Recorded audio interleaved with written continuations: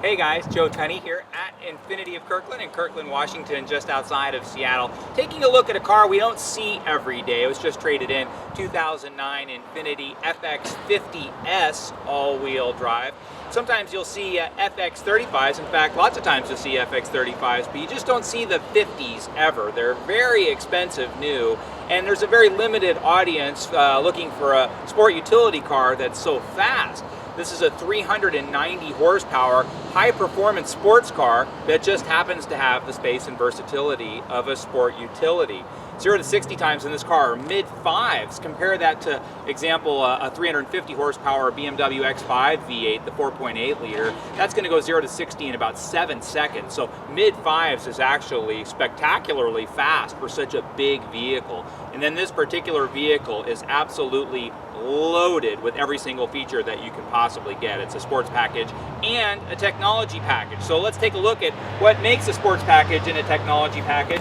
One of the things you'll notice is that they've got the little camera up front, and then also you'll have the little cameras in the mirrors. This has that 360-degree around view camera. So when I put the car in reverse, instead of seeing what's directly behind me, I see a 360-degree circle of everything that's about the periphery of the vehicle.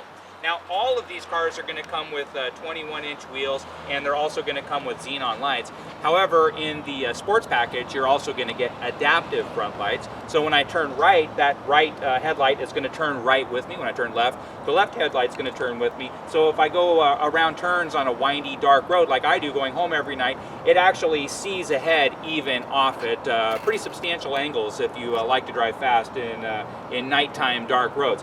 Now again, let's take a look at this particular car. It's got those great looking 21-inch alloy wheels.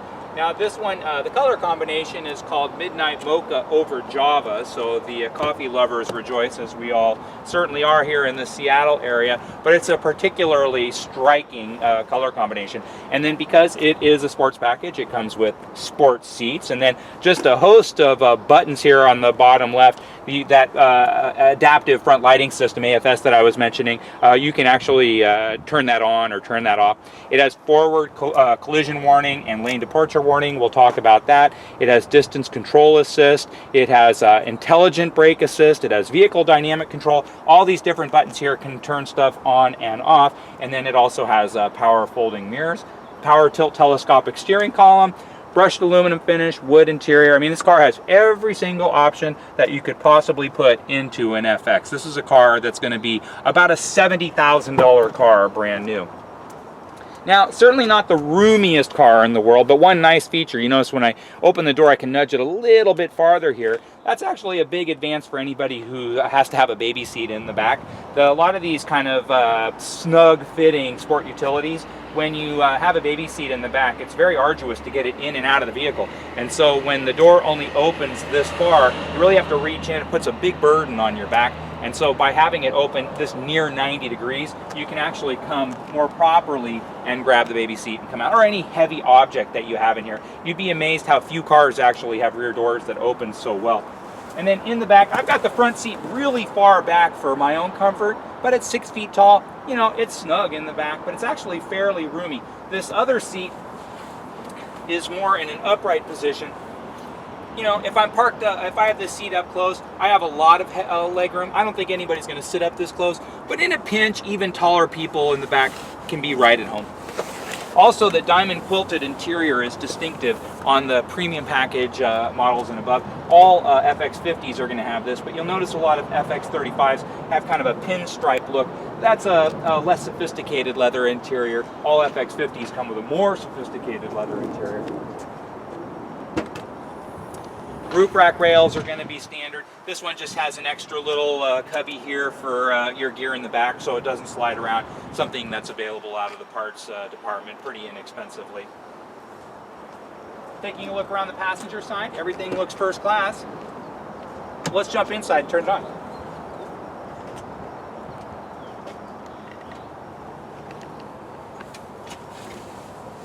Now, as I mentioned, this has 390 horsepower.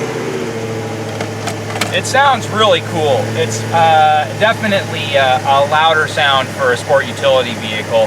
It sounds like a high-performance sports car, which it literally is. But when you drive it, a lot of cars, especially cars like this that are over 4,000 pounds, they might have big horsepower numbers, but they're a little bit sluggish. You know, they're trying so hard to get good gas mileage. Maybe they have continuously variable transmissions or whatever it is, where the horsepower and acceleration don't seem to go together. Where this, it's just so fast. I mean, it's unbelievably fast. And so if you're accustomed to driving a high-performance sports car, you're going to be thrilled, because this is quite unlike any other sport utility on the market. I'm not kidding. Even a V8 X5, X6, as I mentioned before, those vehicles are nice and they're fast, or even a Cayenne with a V8, they're fast, but they're not fast like this. A Cayenne GTS, perhaps a little bit more horsepower than this, is close to the performance of the FX50, but this car handles like a race car. It's the same FM platform, they call it. Infiniti's been using it since 2003. So all the Gs and all the FXs have had the same platform for years. Well, they in 2009, this is a much stronger variation of that same FM platform, but this is the same platform essentially that you're seeing in the 370Z, the GTR Nissan, the G37 Coupe. And so the handling and the way that the power gets to the ground is much better than it is on any other sport utility, not just comparable sport utilities or competitive sport utilities, but any sport utility. This has four-wheel steering. It's a sports package, so it has active rear. The rear wheels are actually active, so they move in sync with the steering wheel. It has active damping in the suspension. It has, again, the sports seats, wood interior. It's super, super, super loaded. The power folding mirrors, that's actually a nice touch for people who have a snug garage space. And then a host of features like, again, active lighting. I can't imagine you'd ever turn that off. The lane departure warning, that's a great feature. I could see why sometimes you would want to turn it off, because it chimes at you if I'm turning left and oops, there's a car right there. Maybe I know exactly what I'm doing and I don't need to hear the chimes, but it is a nice safety feature. A lot of people say, hey, this small, snug vehicle, my sight lines aren't quite what they are in an Acura MDX or something that's just a physically larger vehicle. And so these extra electronic warning systems are actually, they pay really nice dividends. That's a cool feature to have, and that requires the technology package to get that feature. And then the distance control assist, that uses the laser guided cruise control to gauge what it is that's in front of you. It's just an extension of cruise control. And then it has the forward collision warning, which again uses that same laser guided cruise control box that's in the front bumper, and it'll actually impose 0.5 Gs of brake force if it feels that a collision is imminent. And for those of you who forgot what you learned in physics, if a plane takes a 2G left bank turn, the pilot actually weighs twice as much as he weighed before, and so that's essentially what G-forces means, just the exact opposite of gravity. And so 0.5 Gs is actually a lot of oomph that this brake system is actually applying before you even fully modulate the brake pedal. And so cool safety advances on top of being a really electrifying high-performance sports car. This particular car with 82,000 miles, it's still in very, very nice condition. We didn't have a receipt for the major service, which is the 90K service, and so we did it 8,000 miles in advance. So the next buyer is getting the benefit of a very well reconditioned vehicle. They're not a lot of money considering it's $70,000 new, and you can still get an extended service contract on a vehicle like this if it's something that you plan on keeping for 3 or 4 years or even longer. I mean, it's still an Infiniti. It's an incredibly well-built car. If you have any questions about this particular car or anything here at Infiniti of Kirkland, please don't hesitate to give me a call. My name's Joe Tunney. I'm the sales manager here at Infiniti of Kirkland. You can reach me anytime at 425-821-1600, or just drop me an email at joet@infinitiofkirkland.com.